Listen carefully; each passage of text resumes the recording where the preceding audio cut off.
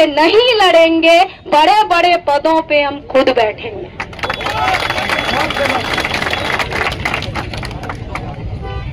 अब चारों लाइन को मैं एक साथ बोलना चाहूंगी, गंभीरता से लीजिएगा उसे। कड़ी तपती धूप में खड़ा है प्रदेश का युवा, देखिए अंदर जरा, खेल तो नहीं रही है जुआ।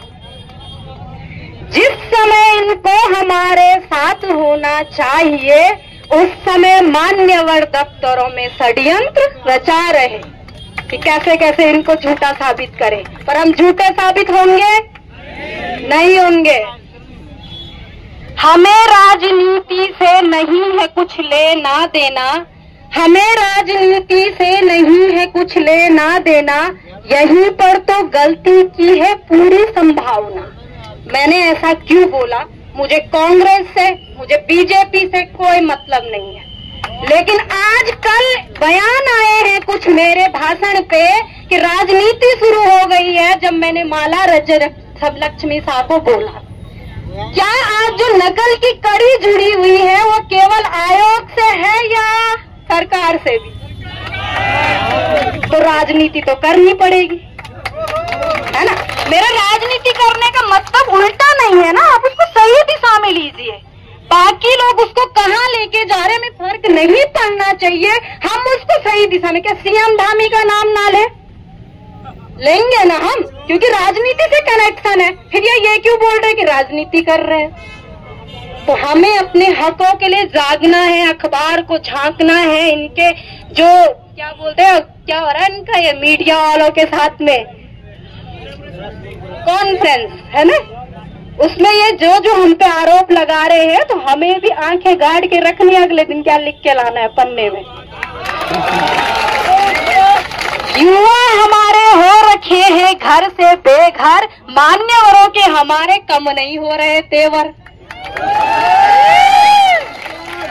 युवा हमारे हो रखे हैं घर से बेघर, मान्यवरों के हमारे कम नहीं हो रहे तेवर। ये हाल है उत्तराखंड की सरकार का। अगर अभी कोई भी महिला, कोई भी लड़का यहाँ पे आवाज उठा रहा है ना, निगाह में आ गए हैं हम लोग।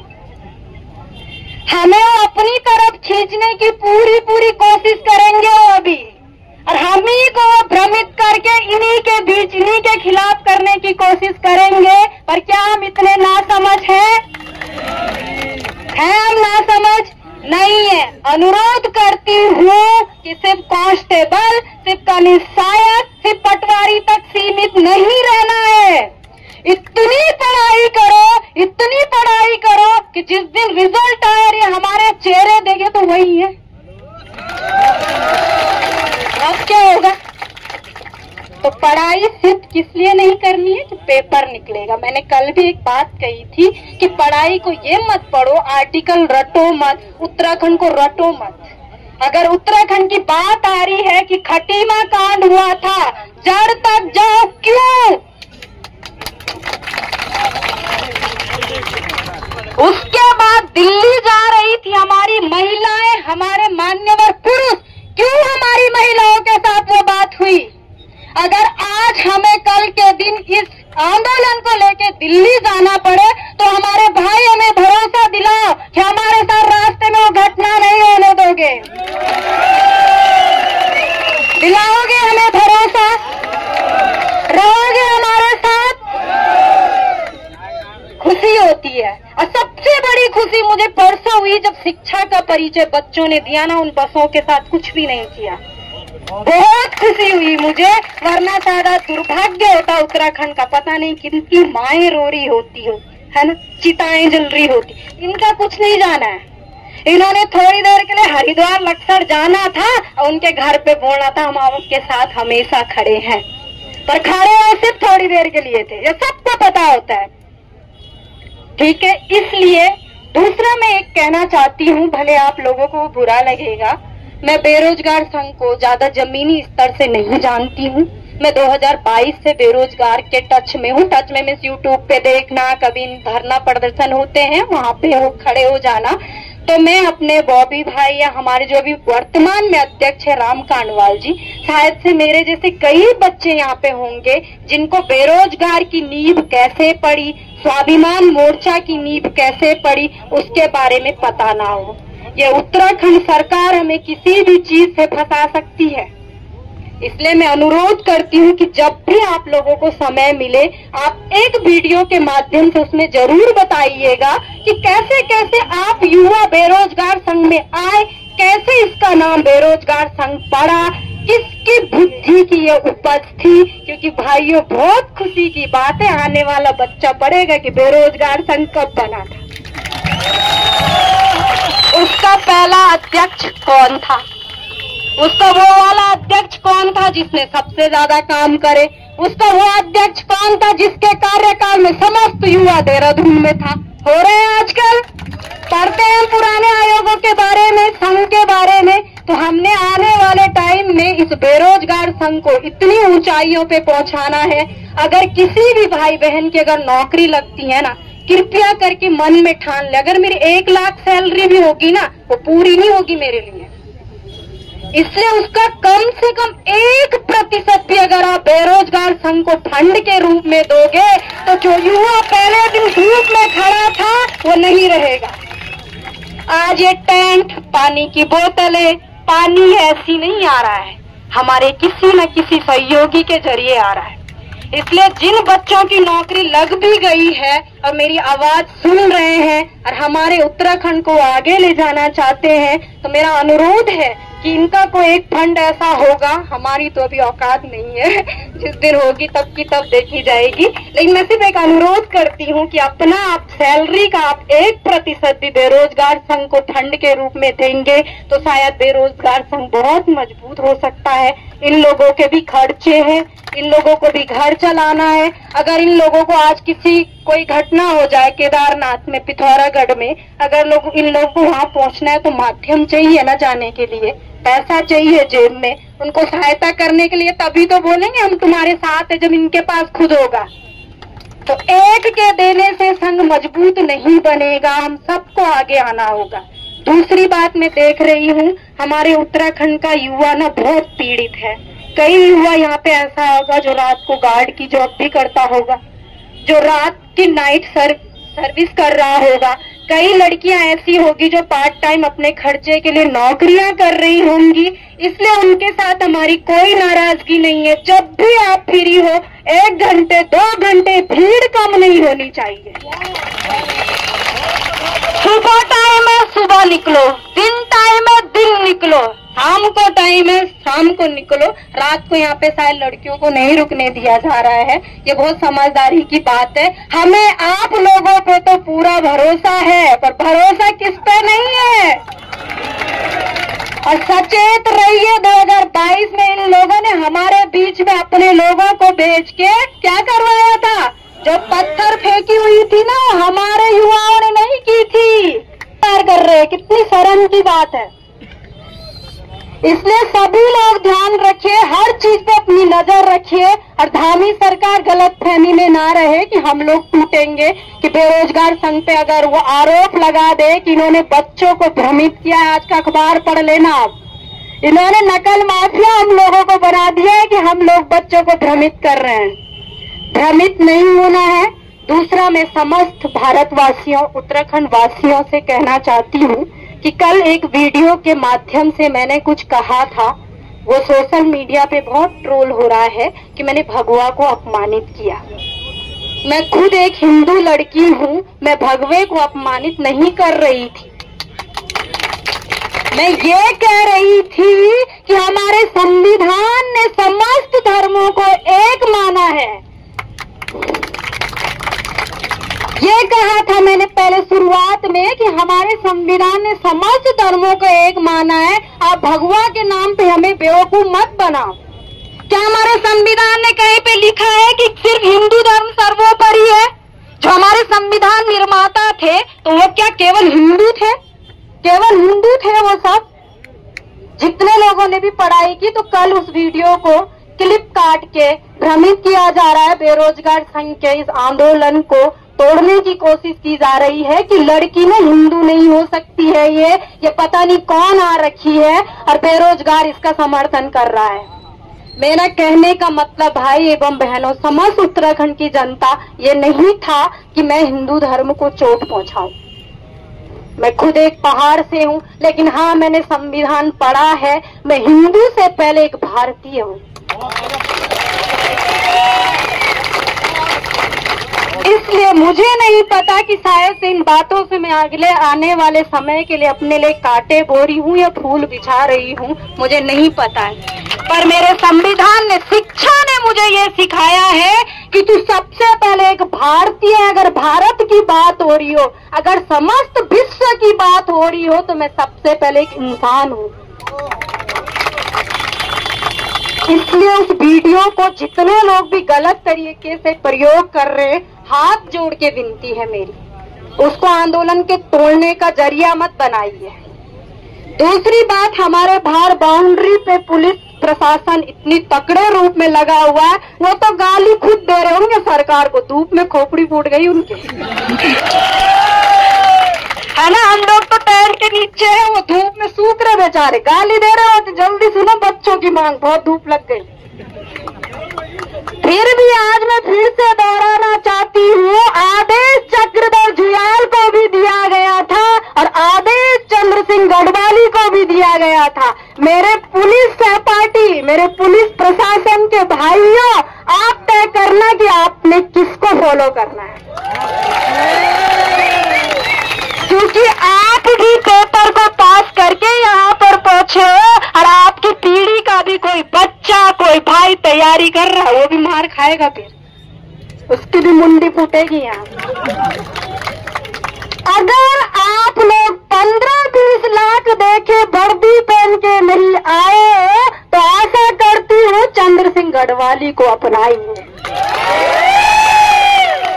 अगर आप भी 15-20 लाख की वर्दी खरीद के न आए हो तो आशा करती हूँ कि चंद्र सिंह गढ़वाली जी को अपनाएंगे। इन्हीं शब्दों के साथ मैं अपनी वाणी को विराम देती हूँ। भारत माता की, समस्त उत्तराखंड वासियों की, हमारे वीर शहीदों की धन्यवाद। जोरदार तालियां इमरान के लिए। जवाब दिया है ये जो चाटुकार है भाजपा के, जो ये छोटे छोटे दल बने हुए हैं। मैंने अभी एक को फोन किया है, मुझे पता है वो कहाँ बैठता है, क्या करता है, और इनके जो दल बने हुए हैं, नाम भी नहीं लेना चाहता मैं, ये इसको प्रचार प्रसारित करने का प्रयास कर रहे हैं कि ये जिहाद हो रहा है, जो बात कर रहे हैं। लाइन इसने जो बोली थी, इसने बोला था कि जब अपना झंडा लेके आओगे आप तो मैं भगवा तो तुम्हें दे दूंगी, डंडा रखूंगी। तो गलत क्या बोला है? अब डंडे की जरूरत पड़ेगी और डंडे की चोट पे बोलेगी, यही बोला था। क्या था? मैंने ये कहा था कि जब आप लोग वोट मांगने हमारे गांव में आओगे तो मैं तिरंगा अपने हाथ में लूंगी और भगवा में तुम्हें भी वापस भेजूंगी। तो बताइए इसमें बुरा मानने वाली क्या बात है? और मैंने और हमने हर दिन हम ये प्रयास कर रहे हैं, यहाँ प्रयास कर, वो हमारे दिल से, इनके बोलने से नहीं होगा कि हम कितने हिंदू हैं। सुबह अगर हम यहाँ दिया जलाकर शुरुआत कर रहे हैं, उसके बाद हनुमान चालीसा पढ़ी जाती है, रात को आरती यहाँ हो रही है, तो हमें बताने की जरूरत नहीं है हम हिंदू कितना है और हमें हिंदुत्व बचाना है। हम हिंदुत्व बचा लेंगे, हम अपना धर्म बचा देंगे। तुम इन बच्चों का रोजगार बचाओ, बस जो कार्य दिया गया है। और हाँ, ये चेतावनी भी समझ ले, धामी भी और उसके वो चाटुकार भी।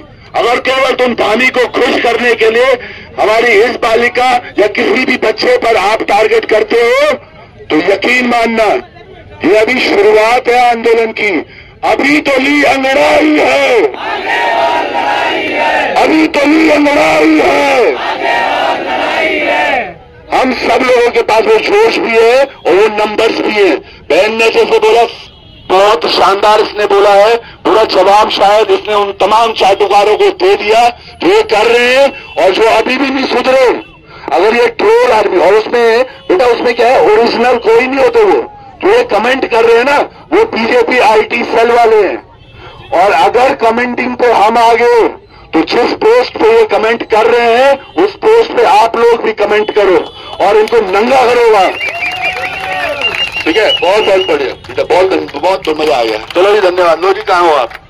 मैं वाकई इसको ढांढस देने आया था, शेर नहीं है हमारी यार, बहुत शानदार, बहुत रिस्पेक्ट है।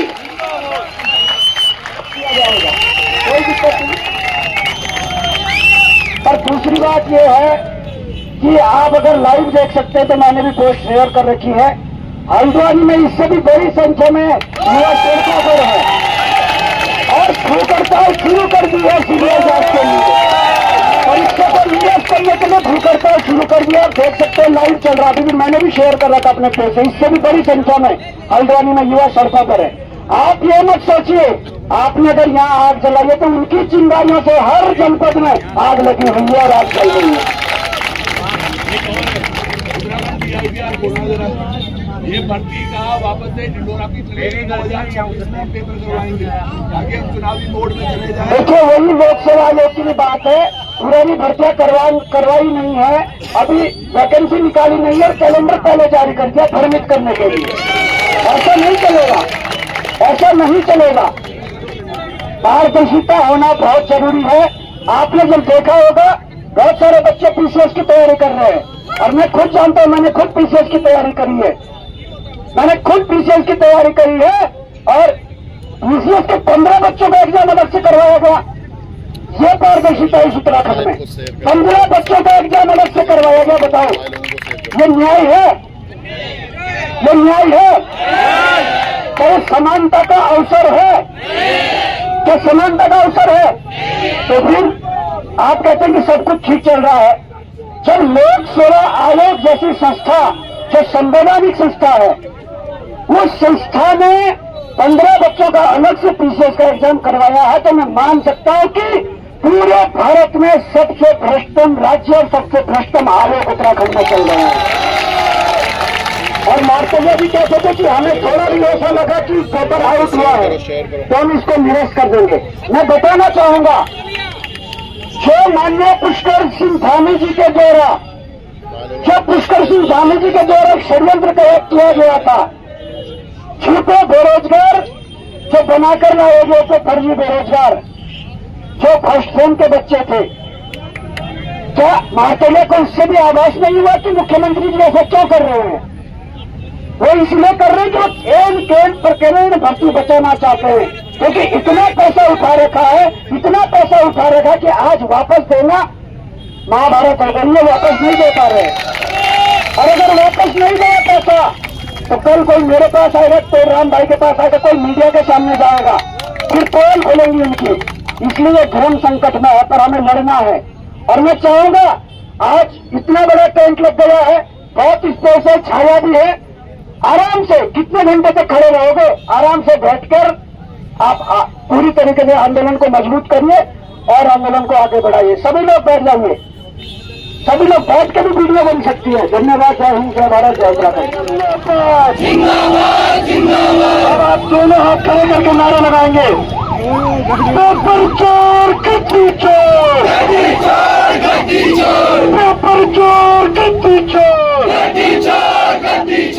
पेपर चोर गद्दी चोर, पुष्कर धामी गद्दी चोर, पुष्कर धामी गद्दी चोर, जीएस बटोलिया गद्दी चोर। दोनों हाथ खड़े करके प्लीज आके आपके यहाँ हाथ में उठ रहे हैं। और पेपर चोर गद्दी चोर,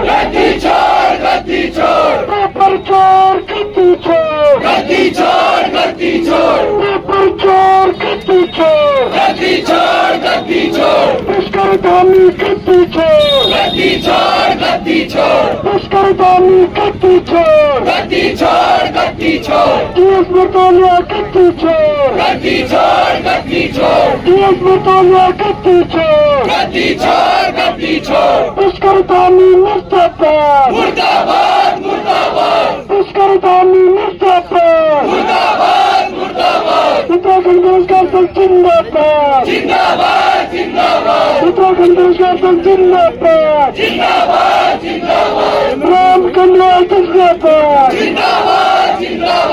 बाबू पवार जिंदाबाद जिंदाबाद जिंदाबाद त्रिरंगाई जिंदाबाद जिंदाबाद जिंदाबाद उत्तराखंड रोजगार जिंदाबाद जिंदाबाद जिंदाबाद पेपर चोर गद्दी छोड़ गद्दी छोड़ गद्दी छोड़ पेपर चोर गद्दी छोड़ गद्दी छोड़ गद्दी छोड़ मातृशक्ति जिंदाबाद जिंदाबाद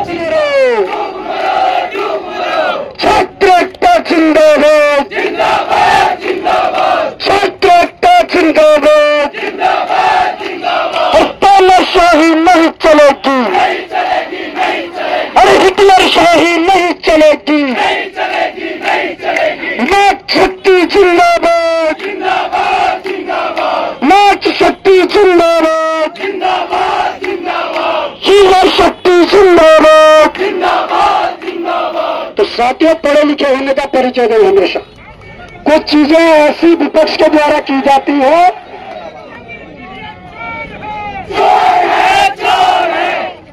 कुछ चीजें ऐसी की जाती है प्रतिद्वंदी के द्वारा, विपक्ष के द्वारा, कि हम उस पर अपनी प्रतिक्रिया दें, हम कुछ एक्टिविटी करें जिससे कि आंदोलन टूटेगा। तो हमें सारी चीजों का ध्यान रखना है। पढ़े लिखे हैं, जवाब समय देगा और बहुत अच्छे तरीके से समय जवाब देगा। जय हिंद, जय भारत, जय उत्तराखंड।